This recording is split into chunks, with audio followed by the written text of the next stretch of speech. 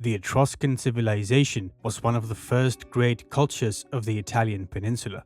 The people of Etruria built great cities, flourished through trade and craftsmanship, and developed a distinctive identity through a sophisticated cultural system. The earliest form of Etruscan civilization is known as the Villanovan culture, which developed around the late 10th century BC.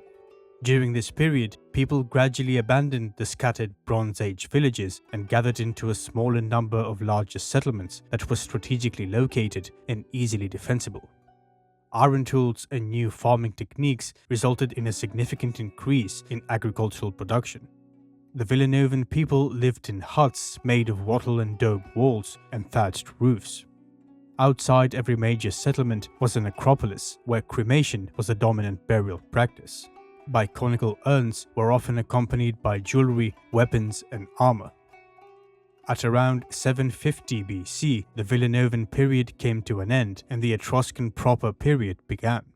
At the same time, Phoenician and Greek traders were expanding throughout the Mediterranean, founding colonies and developing new trade networks. Drawn by Etruria's rich mineral resources, trade expanded rapidly, with the Etruscans exporting raw materials and manufactured goods while importing luxury items from the eastern Mediterranean. This trade network resulted in the accumulation of great wealth and led to the rapid urbanization of Etruria. Settlements founded during the Villanovan period were reconstructed with stone-paved roads, water infrastructure, fortification walls, large houses, and temples. Over time, they evolved into independent city-states, each controlling its surrounding territory. Among the most powerful were Tarquinia, Veii, and Cerveteri. Although largely self-sufficient, the Etruscan city-states were economically interconnected, as different cities controlled distinct resources.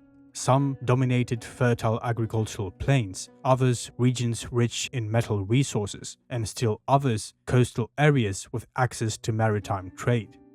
Over time, wealth became increasingly concentrated in the hands of an aristocratic elite.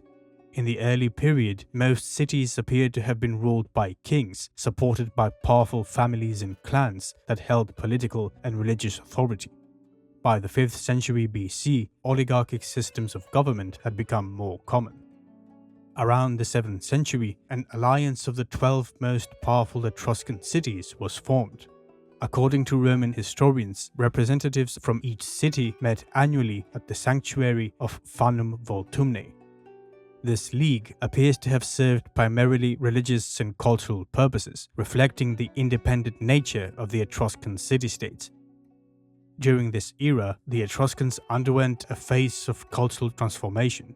Lasting from around 700 to 550 BC, this phase is known as the Orientalizing period, during which influences from Eastern Mediterranean cultures reshaped Etruscan society. One of the most important developments of this time was the formation of the Etruscan alphabet, derived from the Western Greek script. The Etruscan language itself is not Indo-European, making it distinct from the Greek, Latin, and Celtic languages of neighboring peoples. Although around 12,000 inscriptions survive, most are short and formulaic, limiting our understanding of the language. Religion also changed dramatically during the Orientalizing period. Earlier Etruscan beliefs focused on shapeless spirits associated with natural forces, worshipped in rural shrines. Over time, Greek mythology exerted a strong influence, and Etruscan gods began to be depicted in human form. The chief deity of the pantheon was Tinia, who commanded the skies and wielded lightning. Other Etruscan deities included Uni, the queen of the gods and the consort of Tinia, Nethons, the god of the sea, and Usil, the god of the sun. Greek deities were incorporated into the Etruscan pantheon under local names, often acquiring distinct attributes and functions. Etruscan religion was highly organized. Priests consulted a body of sacred texts known as the Etrusca Disciplina, which detailed the interpretation of omens, the prediction of future events, and the rituals required for founding cities and temples. During the Orientalizing period, the Etruscans also strengthened their military, adopting Greek hoplite tactics to create disciplined armies and developing powerful navies. This helped extend their influence beyond central Italy. To the north, Etruscan cities expanded into the Po Valley and founded new settlements and ports. To the south, their influence reached Campania and Latium. Rome itself came under strong Etruscan influence during this time. According to Roman tradition, the last 3 kings of Rome were Etruscans, and under their rule, the city was transformed from a rustic settlement into an urban center.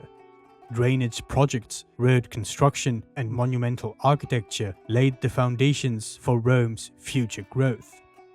At the height of their power, Etruscan trade network stretched across much of the Mediterranean, reaching southern France, Iberia, Greece, Egypt, and Carthage. However, this period of expansion was followed by growing instability. During the 6th and early 5th centuries BC, tensions between Greeks and Carthaginians over control of maritime trade routes escalated into open conflict. Seeking to protect their commercial interests, the Etruscans became involved in these struggles. Most Etruscan naval campaigns, though, ended in failure.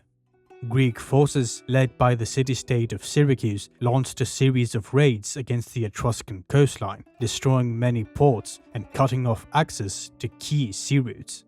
This dealt a severe blow to the Etruscan economy and significantly reduced their influence in southern Italy. At the same time, a new threat emerged in the north. Celtic tribes crossed the Alps and settled in the Po Valley, launching repeated attacks against Etruscan territories. Although the Etruscans managed to resist complete collapse, these invasions disrupted trade routes and weakened the city-states further. Meanwhile, Rome was rising as a dominant power in central Italy. After overthrowing its last king in 509 BC, Rome gradually expanded through both warfare and political alliances. In 406, the Romans declared war on the wealthy Etruscan city of Veii. After a 10-year siege, Veii was captured and destroyed in 396, marking a turning point in the balance of power. Over the following century, Rome continued its expansion into Etruria. Some Etruscan cities resisted fiercely, while others were easily conquered or absorbed. In 264 BC, Volsini, the last independent Etruscan city-state, fell to the Romans. Although the Etruscans were conquered, their culture endured. The Romans adopted elements of Etruscan religion, urban planning, military traditions, and even their alphabet. While the Etruscan language eventually disappeared, many of the Etruscan aspects lived on through Rome, which would go on to shape the ancient, medieval, and modern world.